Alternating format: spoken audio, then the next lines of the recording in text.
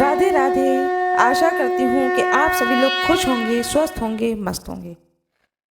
जैसा कि पिछली कथा में आप लोगों को मैंने सुनाया कि दमयंती राजा नल के वियोग में महल के छत पर चढ़ करके रथ के आने का इंतजार करने लगी और बार बार देख रही थी कि रथ पर से जो सारथी उतर रहा है वह देखने में कैसा है।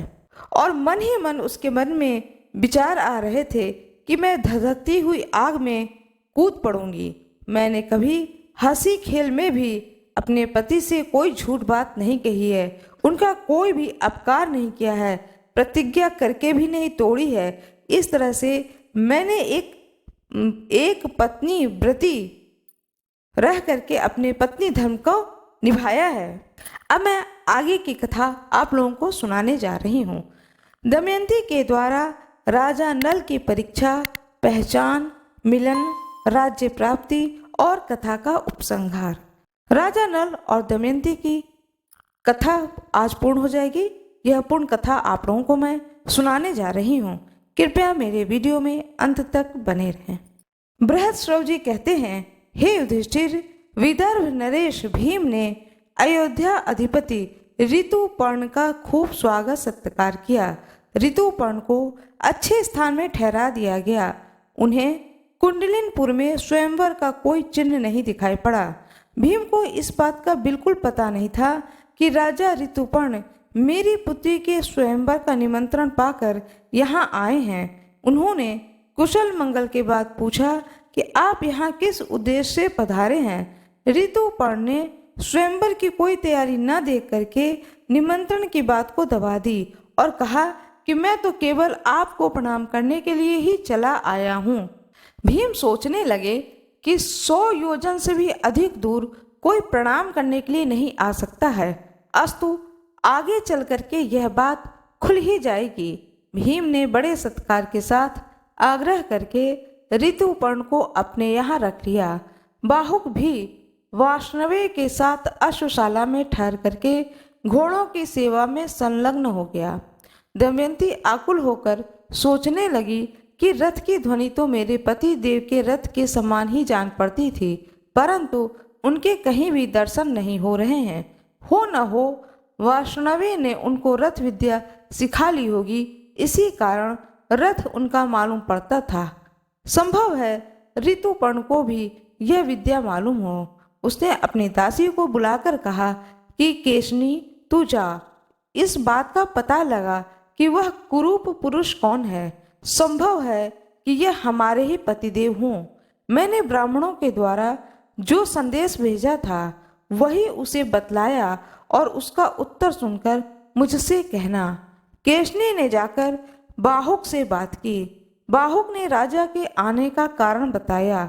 संक्षेप में वाष्णवे तथा अश्वविद्या एवं भोजन बनाने की चतुरता को परिचय दिया।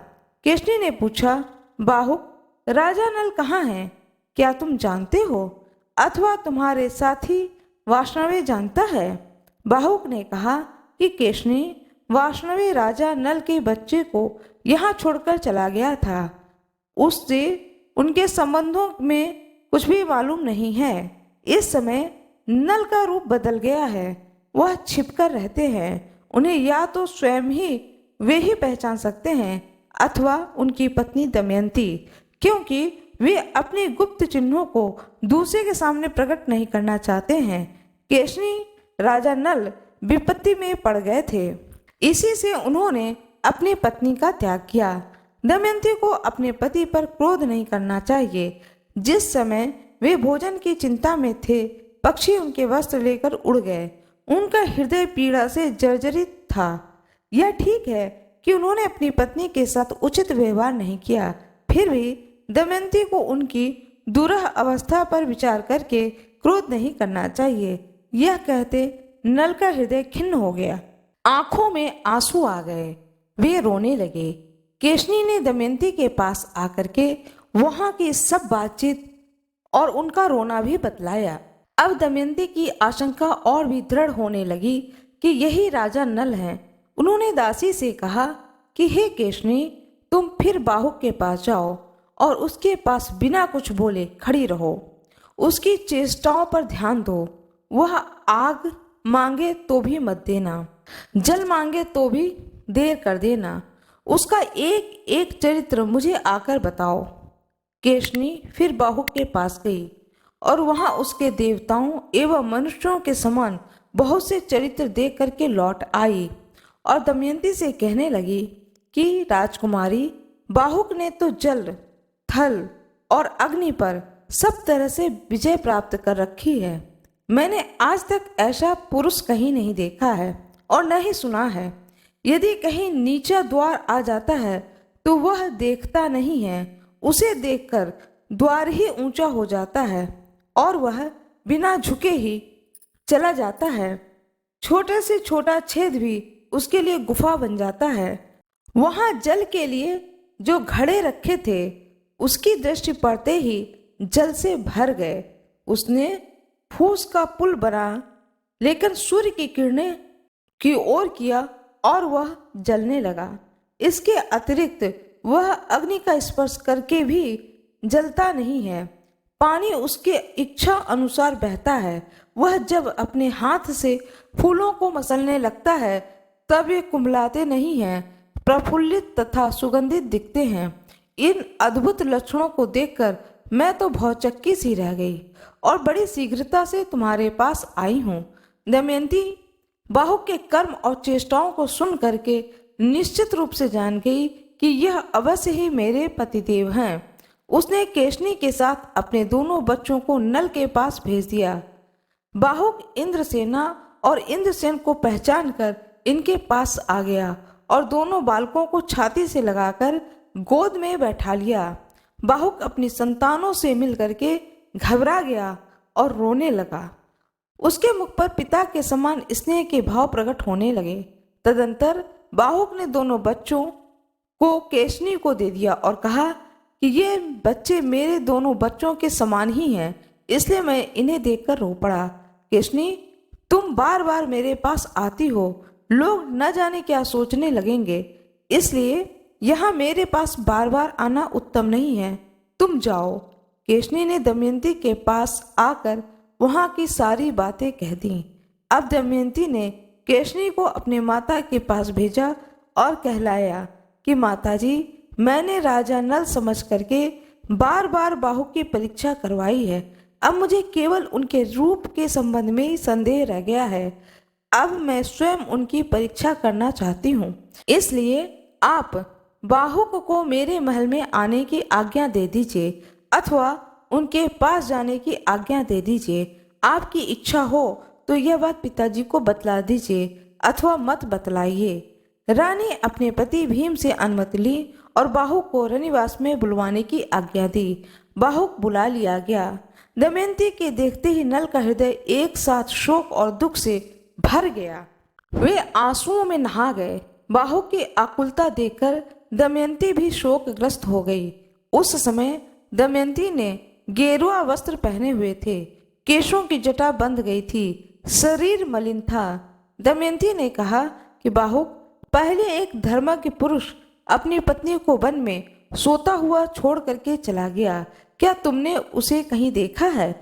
उस समय वह स्त्री थकी मांदी थी, नींद से अचेत थी। ऐसी निरपराध स्त्री को पुण्य श्लोक निषद्ध नरेश के सिवा और कौन पुरुष निर्जन वन में छोड़ सकता है? मैंने जीवन भर में जानबूझ करके उनका कोई भी अपराध नहीं किया है, फिर भी वे मुझे वन में सोती छोड़कर चले गए। इतना कहते कहते दमयंती के नेत्रों से आंसुओं की झड़ी लग गई। दमयंती के विशाल सांवले एवं रत्नारे नेत्रों से आंसू टपकने लगे तो नल से रहा नहीं गया। वे कहने लगे, प्रिय, मैंने जानबूझ करके न तो राज्य का नाश किया और न ही तुम्हें त्यागा है। यह तो कलयुग की करतूत है। मैं जानता हूँ कि जब से तुम मुझसे बिछुड़ी हो तब से दिन रात मेरा ही स्मरण और चिंतन करती रहती हो। कलयुग मेरे शरीर में रहकर तुम्हारे शाप का कारण जलता रहता है। मैंने उद्योग और तपस्या के बल से उस पर विजय प्राप्त कर ली है और अब हमारे दुख का अंत आ गया है। अब कलयुग मुझे छोड़कर चला गया। मैं एकमात्र तुम्हारे लिए ही यहाँ पर आया हूँ। यह तो बतलाओ कि मेरे जैसे प्रेमी और अनुकूल पति को छोड़कर जिस प्रकार दूसरे पति से विवाह करने के लिए तैयार हुई, क्या कोई स्त्री ऐसा कर सकता है? तुम्हारे स्वयंवर का समाचार सुनकर ही तो राजा ऋतुपर्ण बड़ी शीघ्रता के साथ यहाँ पर आए हैं। दमयंती ने हाथ जोड़कर कहा, आर्यपुत्र, मुझ पर दोष लगाना उचित नहीं है। आप जानते हैं कि मैंने अपने सामने प्रकट देवताओं को छोड़कर आपको वरण किया। मैंने आपको ढूंढने के लिए बहुत से ब्राह्मणों को भेजा था। वे मेरी कही बात दोहराते हुए चारों ओर घूम रहे थे। परनाद नामक ब्राह्मण अयोध्यापुरी के आसपास भी पहुंचा था। उसने आपको मेरी बात सुनाई थी और आपने उसका यथोचित उत्तर भी दिया था। यह समाचार सुनकर मैंने आपको बुलाने के लिए यह युक्ति की थी। मैं जानती हूँ आपके अतिरिक्त दूसरा कोई मनुष्य नहीं है जो एक दिन में घोड़े के रथ से 100 योजन पहुंच जाए। मैं आपके चरणों में स्पर्श करके शपथ पूर्वक सत्य सत्य कहती हूँ, मैंने कभी भी मन में भी पर पुरुष का चिंतन नहीं किया है। मैंने कभी मन से भी पाप कर्म नहीं किया है। तो निरंतर भूमि पर विचरने वाले वायुदेव, भगवान सूर्य और मन के देवता चंद्रमा मेरे प्राणों का नाश कर दे। ये तीनों देवता सकल भूमंडल में विचरण करते हैं। यह सच्ची बात बतला दें और यदि मैं पापनी हूँ तो मुझे त्याग दें। इसी समय वायु ने अंतरिक्ष में स्थित होकर कहा कि राजन, मैं सत्य कहता हूँ कि दमयंती ने कोई पाप नहीं किया है। इसने 3 वर्ष तक अपने उज्जवल शील व्रत की रक्षा की है। हम लोग इसके रक्षक रूप में रहे हैं और इसकी पवित्रता के साक्षी हैं। इसने स्वयंवर की सूचना तो तुम्हें ढूंढने के लिए ही दी थी। वास्तव में दमयंती तुम्हारे योग्य है और तुम दमयंती के योग्य हो। कोई भी शंका ना करो और इसे स्वीकार करो। जिस समय पवन देवता यह बात कह रहे थे, उस समय आकाश से पुष्प की वर्षा होने लगी। देवताओं की दुदुम्बियां बजने लगीं। शीतल मंद सुगंध वायु चलने लगी। ऐसा अद्भुत दृश्य देख करके राजा नल ने अपना संदेह छोड़ दिया और नागराज कंक्रोटक का दिया हुआ वस्त्र ओढ़कर उनका स्मरण किया। उनका शरीर तुरंत पूर्ववत हो गया। दमयंती राजा नल को पहले के रूप में देखकर उनसे लिपट गई और रोने लगी। राजा नल ने भी प्रेम के साथ दमयंती को गले से लगाया और वो दोनों बालकों को छाती से लिपटा करके उनके साथ प्यार की बात करने लगे। सारी रात दमयंती के साथ बातचीत करने में ही बीत गई। प्रातःकाल होने पर नहा धो करके सुंदर वस्त्र पहन करके दमयंती और राजा नल राजा भीम के पास गए और उनके चरणों को प्रणाम किया। भीम ने बड़े आनंद से उनका सत्कार किया और आश्वासन दिया। बात की बात में यह समाचार सर्वत्र पहुंच गई। नगर के नर नारी आनंद में भरकर उत्सव मनाने लगे। देवताओं की पूजा हुई। जब ऋतु पर्व को यह बात मालूम हुई कि बाहु के रूप में तो राजा नल ही थे, यहाँ आकर वे अपनी पत्नी से मिल गए, तब उन्हें भी बड़ा ही आनंद हुआ और उन्होंने नल को अपने पास बुला करके क्षमा मांगी। राजा नल ने उनके व्यवहारों की उत्तमता बता करके प्रशंसा की और उनका सत्कार किया। साथ ही उन्हें अश्वविद्या भी सिखा दी। राजा ऋतुपर्व ने किसी दूसरे सारथी को लेकर के नगर से चले गए। राजा नल 1 महीने तक कुंडली नगर में ही रहे। तदंतर अपने ससुर भीम की आज्ञा लेकर के थोड़े से लोगों को साथ में लेकर के निषद रेस के लिए रवाना हुए। राजा भीम ने एक श्वेत वर्ण का रथ, 16 हाथी, 50 घोड़े, 600 पैदल राजा नल के साथ भेज दिए। अपने नगर में प्रवेश करके राजा नल पुष्कर से मिले और बोले कि या तो तुम कपट भरे जुए का खेल फिर से मेरे साथ खेलो या धनुष पर डोरी चढ़ाओ। पुष्कर ने हंसकर कहा, अच्छी बात है, तुम्हें दांवों पर लगाने के लिए फिर धन मिल गया है। आओ, अब की बार तुम्हारे धन तथा दमयंती को भी जीत लूंगा। राजा नल ने कहा, अरे भाई, जुआ खेल लो, बकते क्यों हो? हार जाओगे तो तुम्हारी क्या दशा होगी जानते हो? जुआ होने लगा। राजा नल ने पहले ही दांव में पुष्कर के राज्य, रत्नों के भंडार और उनके प्राणों को जीत लिया। उन्होंने पुष्कर से कहा कि यह सब राज्य मेरा हो गया, अब तुम दमयंती की ओर आंख उठाकर भी नहीं देख सकते। तुम दमयंती के सेवक हो। अरे मूढ़, पहली बार भी तुमने मुझे नहीं जीता था, वह काम कलयुग का था। तुम्हें इस बात का पता नहीं था। मैं कलयुग के दोष को तुम्हारे सिर नहीं मढ़ना चाहता हूँ। तुम अपना जीवन सुख से बिताओ, मैं तुम्हें छोड़ देता हूँ। तुम पर मेरा प्रेम पहले के ही समान है। तुम मेरे भाई हो, मैं कभी तुम पर अपनी आंखें टेढ़ी नहीं करूंगा। तुम 100 वर्ष तक जियो। राजा नल ने इस प्रकार कह करके पुष्कर को धैर्य दिया और उसे अपने हृदय से लगा करके जाने की आज्ञा दी।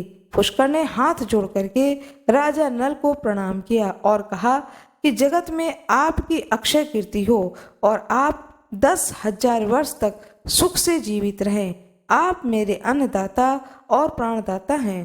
पुष्कर बड़े सत्कार और सम्मान के साथ 1 महीने तक राजा नल के नगर में ही रहा। तदंतर सेना, सेवक और कुटुंबियों के साथ अपने नगर में चला गया। राजा नल भी पुष्कर को पहुंचा करके अपनी राजधानी लौट आए। सभी नागरिक, साधारण प्रजा तथा मंत्रिमंडल के लोग राजा नल को पाकर के बहुत ही प्रसन्न हुए। उन्होंने रोमांचित शरीर से हाथ जोड़ करके राजा नल से निवेदन किया कि हे राजेंद्र, आज हम लोग दुख से छुटकारा पाकर सुखी हुए। जैसे देवता इंद्र की सेवा करते हैं, वैसे ही आपकी सेवा करने के लिए हम सब आए हैं। घर घर आनंद मनाया जाने लगा। चारों ओर शांति फैल गई। बड़े बड़े उत्सव होने लगे। राजा नल ने सेना भेज करके दमयंती को बुलवाया। राजा भीम ने अपनी पुत्री को बहुत सी वस्तुएं दे करके ससुराल भेज दिया। दमयंती अपने दोनों संतानों को लेकर महल में आ गई। राजा नल बड़े आनंद के साथ समय बिताने लगे। राजा नल की ख्याति दूर दूर तक फैल गई। वे धर्म बुद्धि से प्रजा का पालन करने लगे। उन्होंने बड़े बड़े यज्ञ करके भगवान की आराधना की। बृहस्पति जी कहते हैं, हे युधिष्ठिर, तुम्हें भी थोड़े ही दिनों में तुम्हारा राज्य और सगे संबंधी मिल जाएंगे। राजा नल ने जुआ खेलकर बड़ी भारी दुख मोल ले लिया था। उसे अकेले ही सब दुख भोगना पड़ा, परंतु तुम्हारे साथ तो भाई हैं, द्रौपदी हैं और बड़े बड़े विद्वान तथा सदाचारी ब्राह्मण हैं। ऐसी दशा में शोक करने का कोई कारण ही नहीं है। संसार की स्थितियां सर्वदा एक सी नहीं रहती हैं। यह विचार करके भी उनकी अभिवृद्धि और ह्रास से चिंता नहीं करनी चाहिए। नागराज, कर्कोटक, दमयंती, नल और ऋतुपर्ण की यह कथा कहने सुनने से कलयुग के पापों का नाश होता है और दुखी मनुष्यों को धैर्य मिलता है। बृहस्पति जी कहते हैं, न अस्ति भार्या समम मित्रम नार अस्ति तस्य भेषजम। दुखी मनुष्यों के लिए पत्नी के समान कोई दूसरा मित्र या औषधि नहीं है। न कालो भी तो मृत्यु मृत्यु नाम। मनुष्यों की मृत्यु असमय नहीं होती है। इस प्रकार से आप सभी लोगों को मैंने राजा नल की और दमयंती की कथा को सुनाया है। यह कथा यदि आप लोगों को अच्छी लगी हो तो कृपया वीडियो को लाइक जरूर करिएगा, चैनल को सब्सक्राइब करिएगा, बेल आइकन दबाना ना भूलिएगा और प्लीज़ वीडियो को लाइक जरूर करिएगा। लाइक करने में आप लोगों का कोई नुकसान नहीं है।